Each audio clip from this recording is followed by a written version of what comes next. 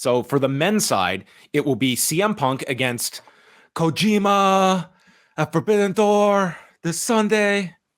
A very famous clip in shoot interview history with CM Punk. Are you not familiar with that? No, I'm not. Actually, what's he talking about? No, voice. I'm not at all. Wow. So Punk and Kojima is on the pay-per-view, and then Samoa Joe, Roderick Strong will be. Well, all three of these other opening round matches are on the Collision that's being taped next Thursday in Hamilton, but will be airing on July the 1st, which is a week from Saturday. So you have Roderick Strong against Samoa Joe, which I think most are going to assume that means you could get your Punk Joe match on television in Hamilton.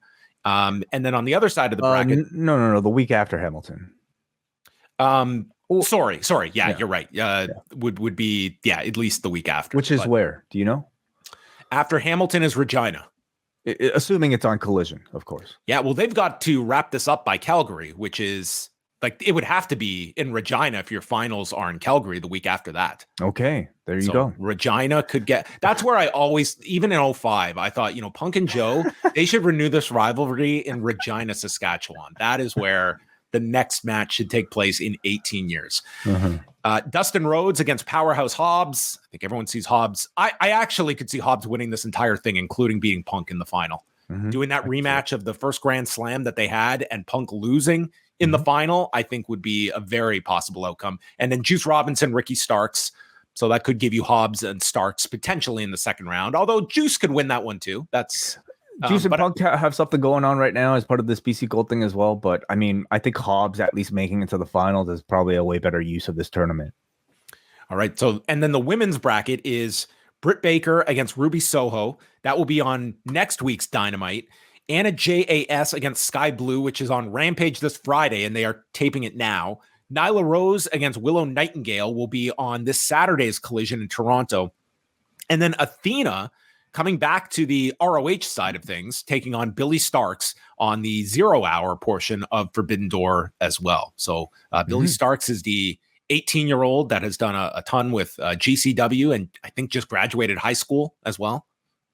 So what a graduation gift. You get Athena at the Scotiabank Arena.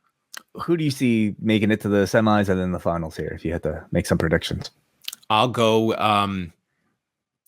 I would really have certainly Sky Blue advancing. Sky, and it would be hard to see Britt Baker getting upset in the first round, even though you do kind of have this Soho Sky Blue. She can get screwed out of a win, wouldn't necessarily be an upset. It's possible. Yeah, I see Blue and Soho advancing, and then maybe Blue even making it to the finals. But on the other end, it might be a little bit tougher to predict here because we've got Willow Nightingale, who's a New Japan Strong champion. We've also got Athena on the other end. I can see both of them advancing to the semis, but who advances beyond that? I actually don't even. I don't hate the idea of Billy Starks upsetting Athena, and that could be an ROH program this summer for like Death Before Dishonor, and she gets the upset, and then she comes up short against Willow in the next round. She gets her big career defining win in front of a giant crowd, and Athena could build a challenger out of this as well, and it gets the tournament off to a big start where anyone can win. Who wins the tournament on the women's side? There's part of me that could certainly see this one's really wide open. I mean, you could certainly make arguments for several of them here. I don't see Britt Baker getting out. I could imagine that Britt Baker probably makes it to the final.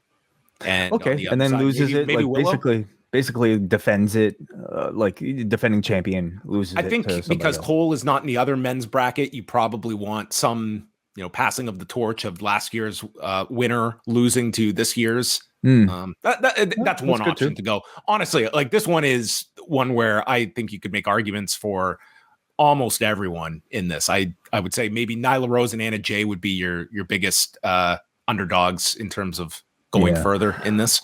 Yeah, I mean, despite Willow being a current belt holder for New Japan, I really do think a tournament like this to crown her would be wonderful. Same with Athena as a way to just kind of reintroduce her to the AEW scene. So I'm a little disappointed that we aren't getting first of all any Canadians as part of this Canadian tournament taking place in Canada. Who are the Canadians that we're missing? Like Ethan Page? Sure, there's an Ethan Page. There's God, there's got to be other Canadians. Like on Evil this. Uno wasn't going to be in this thing. Why not? Why not? Well, I mean, I understand. I completely understand. Like this tournament ultimately is used to, as a vehicle to promote your up and coming stars. That's it.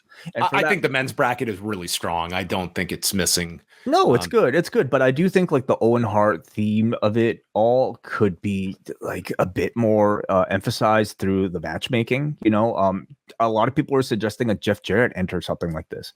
And going forward, you would have had just as many people complain about Jeff Jarrett being in a tournament like this and taking a spot of if it was Samoa Joe and Jeff Jarrett. Well, actually, there'd be more interest in Jeff Jarrett and Samoa Joe probably in that first round. To be quite honest. Yeah, you're right. I mean, you could have done that. I mean, it's small things, but overall, do you like the brackets beyond the it's fine. Ultimately it comes down to like who's getting over as a result of these matches and as a result of the win. And for me, it's more so the booking that I care about rather than the starting brackets. This coming week on the Post Wrestling Cafe, we're coming at you 4 nights in a row. Starts this Wednesday night with the return of the Double Shot covering Dark Side of the Ring. Thursday, it's the return of MCU Later, where we'll talk about Marvel's Secret Invasion. Friday, it's Rewind of SmackDown. And Saturday, it's the return of Collision Course, where I will be joining Kate from Montreal, and we'll be checking with John Cena live from the event. You can join at postwrestlingcafe.com. $6 gets you in the door.